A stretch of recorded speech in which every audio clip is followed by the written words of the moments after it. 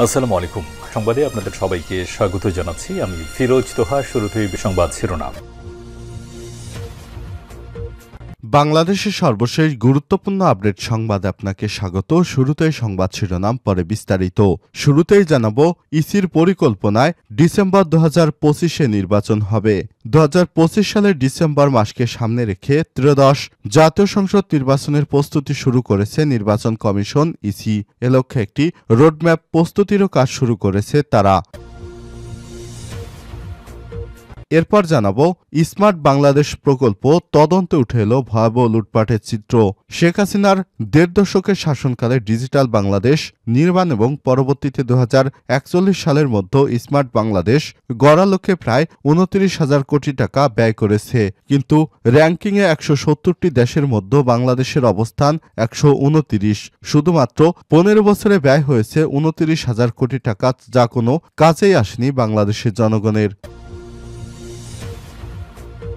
জানাবো, আইনজীবী আলিফ হত্যা তদন্ত কমিটির সব সদস্যের পদত্যাগ। রাষ্ট্রদ্রোহ মামলায় চিন্ময় দাসের জামিন নামঞ্জুরকে ঘিরে আদালত প্রাঙ্গণে সংঘর্ষ, ভাঙচুর ও আইনজীবী হত্যার ঘটনায় বিচার বিভাগের তদন্ত চেয়েছে চট্টগ্রাম জেলা আইনজীবী সমিতির পক্ষ থেকে গঠন করা হয় তদন্ত কমিটি। কমিটির প্রধান সাবেক মহানগর পিপি ও আইনজীবী আব্দুস সাত্তার জেলা আইনজীবী সমিতি নেতাদের কাছে এই সুপারিশ করেন এবং তিনি তদন্ত কমিটি থেকে অব্যাহতি চেয়ে আবেদন করেছেন। এর আগে কমিটির সদস্য সচিব সহ ৪ সদস্য অব্যাহতি চেয়েছে। এদিকে নিম্নচাপের বিষয়ে সর্বশেষ তথ্য দিল আবহাওয়া অফিস। পশ্চিম বঙ্গোপসাগর ও তৎসংলগ্ন এলাকায় অবস্থানরত নিম্নচাপটি পূর্ব উত্তর পূর্ব দিক অগ্রসর ও দুর্বল হয়ে সুস্পষ্ট লঘুচাপ পরিণত হয়ে একই এলাকায় অবস্থান করছে। শনিবার রাতে আবহাওয়ার বিশেষ বিজ্ঞপ্তিতে সব তথ্য জানানো হয়েছে। এবারে জানাবো, ঢাকা-মা এক্সপ্রেসওয়েতে ১০ যানবাহনের সংঘর্ষ, বহু হতাহতের শঙ্কা। ঘন কুয়াশায় ঢাকা-মাওয়া এক্সপ্রেসওয়েতে নিয়ন্ত্রণ হারিয়ে বাসসহ ১০টি যানবাহন সংঘর্ষের ঘটনা ঘটেছে। এতে বহু মানুষ হতাহত হয়েছে। রোববার ২২ ডিসেম্বর সকালে এই ঘটনা ঘটে। এবং সর্বশেষ জানাবো, ক্ষেপণাস্ত্র কর্মসূচি নিয়ে যুক্তরাষ্ট্রের শঙ্কা উড়িয়ে দিল পাকিস্তান। পাকিস্তানের ক্ষেপণাস্ত্র কর্মসূচি মার্কিন যুক্তরাষ্ট্রের জন্য হুমকি। ওয়াশিংটনের একজন সিনিয়র কর্মকর্তার এমন আশঙ্কা উড়িয়ে দিয়েছে ইসলামাবাদ পররাষ্ট্রমন্ত্রী। শনিবার ২১ ডিসেম্বর তিনি বলেছেন, যুক্তরাষ্ট্রের এমন শঙ্কা ভিত্তিহীন এবং কোনো যৌক্তিকতা নেই। খবর রয়টার্সের। প্রিয় দর্শক, এতক্ষণ শুনছিলেন সংবাদ শিরোনাম, এবারে বিস্তারিত। তবে তার আগে বন্ধুরা, অনুরোধ থাকবে এই সংবাদটিতে একটি লাইক দিন। এই চ্যানেলে আপনি নতুন হয়ে থাকলে আমাদের সংবাদটি দেখতে দেখতে চ্যানেলটি সাবস্ক্রাইব করে রাখুন। কমেন্ট করে আপনার মূল্যবান মতামত জানিয়ে দিন আপনি বিশ্বের কোন দেশ থেকে বা বাংলাদেশের কোন স্থান থেকে আমাদের সংবাদটি দেখছেন এবং শুনছেন। এবারে বিস্তারিত। ইসির পরিকল্পনা, ডিসেম্বর 2025 সালেই নির্বাচন হবে। 2025 সালের ডিসেম্বর মাসকে সামনে রেখে ত্রয়োদশ জাতীয় সংসদ নির্বাচনের প্রস্তুতি শুরু করেছে প্রধান নির্বাচন কমিশন ইসি। এ লক্ষ্যে একটি রোডম্যাপ প্রস্তুতির কাজ শুরু হয়েছে।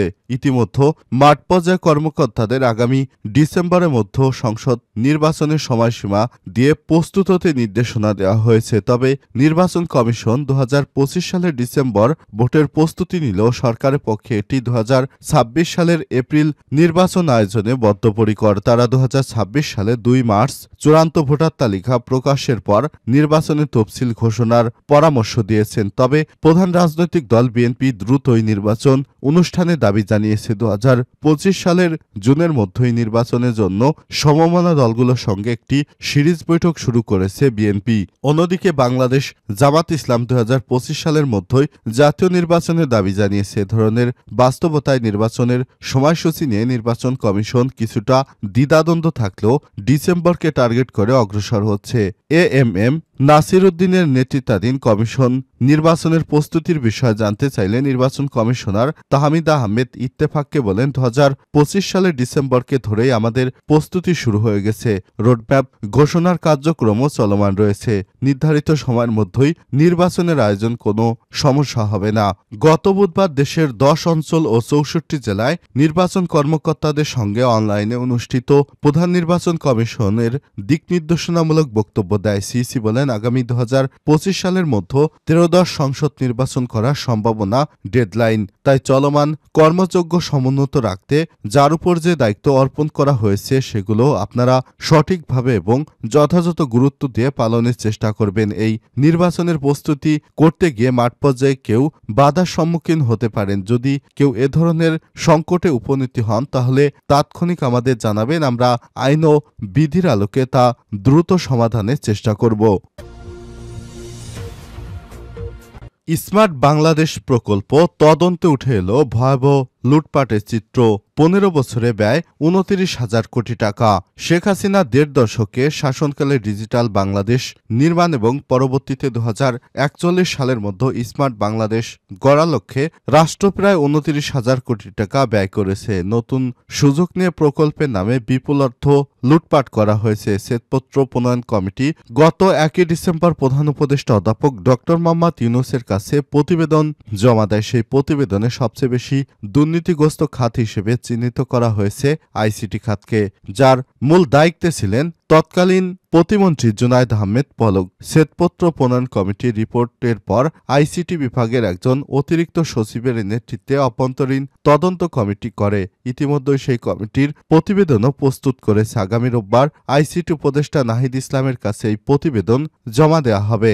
আইসিটি বিভাগের সচিব হায়দার চৌধুরী ইত্তেফাককে বলেছেন, আমাদের অভ্যন্তরীণ তদন্তের দুর্নীতির ভয়াবহ চিত্র উঠে এসেছে। আমরা দেখেছি কিভাবে 5,000 টাকার কাজ 20,000 টাকা দিয়ে করা হয়েছে, এমনকি খালের মধ্যে ইনকিউবেশন সেন্টার করা হয়েছে। এবারে লুটপাট বলতে যা বোঝানো হয়েছে সেটাই করা হয়েছে গত সরকারের আমলে। এ সরকার দায়িত্ব পাওয়ার পর সব প্রকল্পের কাজ বন্ধ করে দেওয়া হয়েছিল।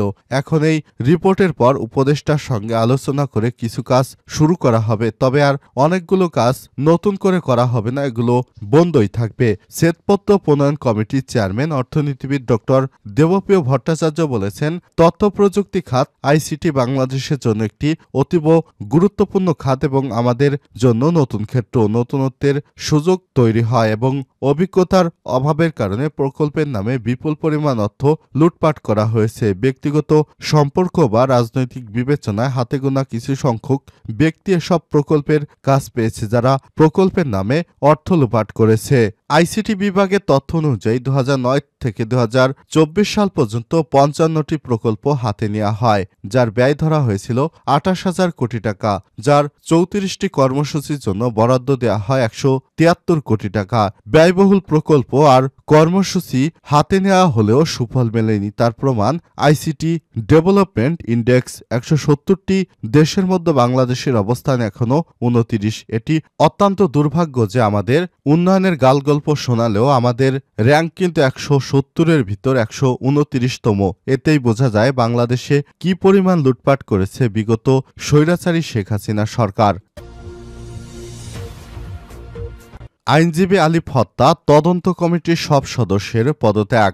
রাষ্ট্রদ্রোহ মামলায় চিন্ময় দাসের জামিন নামঞ্জুরকে ঘিরে আদালত প্রাঙ্গণে সংঘর্ষ, ভাঙচুর ও আইনজীবী হত্যার ঘটনায় বিচার বিভাগীয় তদন্ত চেয়েছে চট্টগ্রাম জেলা আইনজীবী সমিতির পক্ষ থেকে গঠন করা তদন্ত কমিটি। কমিটির প্রধান সাবেক মহানগর পিপি ও আইনজীবী আব্দুস সাত্তার জেলা আইনজীবী সমিতির নেতাদের কাছে এই সুপারিশ করেন এবং তিনি তদন্ত কমিটি থেকে অব্যাহতি চেয়ে আবেদন করেছেন। এর আগে কমিটির সদস্য সচিব সহ 4 সদস্য অব্যাহতি চেয়েছে। গত বুধবার তার একটি কমিটির সদস্যরা পদত্যাগপত্র জমা দিল। বিষয়টি আজ জানাজানি হয়। প্রসঙ্গত তদন্ত কমিটির প্রধান আব্দুস সাত্তার বলেন, আমাদের আদালত প্রাঙ্গণে সংঘর্ষ, ভাঙচুর ও আইনজীবী হত্যার ঘটনার পর সমিতির পক্ষ থেকে 10 নভেম্বর তদন্ত কমিটি গঠন করা হয়েছিল। 15 নভেম্বর রিপোর্ট দিতে বলা হয়। এর মধ্যে সদস্য সচিব সহ 4 জন পদত্যাগ করেছেন। এটি একটি চাঞ্চল্যকর ঘটনা। এই ঘটনায় ইতিমধ্যে 60টি মামলা হয়েছে। তাই এই ঘটনায় সাধারণ কেউ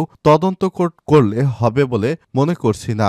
একজন জেলা ও দায়রা জজ পদমর্যাদার বিচারক দিয়ে আলোচিত এই ঘটনা সুষ্ঠু তদন্ত হওয়া উচিত। এ কারণে সর্বশেষ আমি নিজেই এই তদন্ত কার্যক্রম থেকে অব্যাহতি চেয়ে আবেদন করেছি। উল্লেখ্য, রাষ্ট্রদ্রোহ মামলায় গ্রেপ্তার সম্মিলিত সনাতনী জাগরণ জোটের মুখপাত্র চিন্ময় দাসের জামিন নামঞ্জুর হওয়া দিনে গত 26 নভেম্বর আদালত প্রাঙ্গণে সংঘর্ষ হয়। এ সময় আইনজীবী সাইফুল ইসলাম আলিফকে পিটিয়ে কুপিয়ে হত্যা করা হয়। এই ঘটনায় সাইফুলের বাবা জামাল উদ্দিন 31 জনের নাম উল্লেখ করে হত্যা মামলা দায়ের করেন। এছাড়াও পুলিশের উপর হামলা হয়, তাদের কাজে বাধা এবং আইনজীবী ও বিচার প্রার্থীদের উপর হামলা ও ককটেল বিস্ফোরণের ঘটনায় আরও ৬টি মামলা দায়ের করা হয়েছে। আইনজীবী সাইফুল ইসলাম আলিফকে খুনের ঘটনায় পর্যন্ত পুলিশ ১১ জনকে গ্রেপ্তার করেছে। এর মধ্যে চন্দন দাস, রিপন দাস, রাজীব ভট্টাচার্য নামের ৩ আসামি আদালতে স্বীকারোক্তিমূলক জবানবন্দি দিয়েছে।